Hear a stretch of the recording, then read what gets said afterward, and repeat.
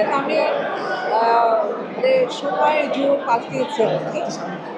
সময় যুগ পাল্টেছে। এখন দেখেন আগে আমরা যখন আসছি, আমি বিশেষ করে আমি যখন আসছি তখন শুধু বিটিভি ছিল।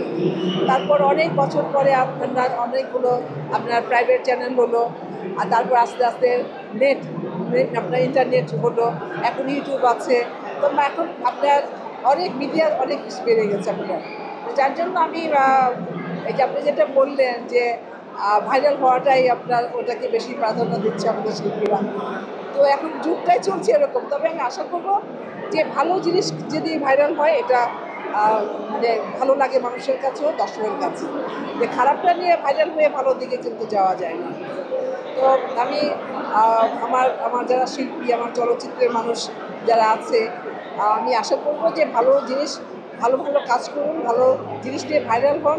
তাহলে হয় কি, আমাদের যারা দর্শক আছে তারাও ভালো, তাদেরও ভালো লাগবে। তারা আমাদের আরও ভালো ভালো কিছু তারা দেখার জন্য চেষ্টা করবে।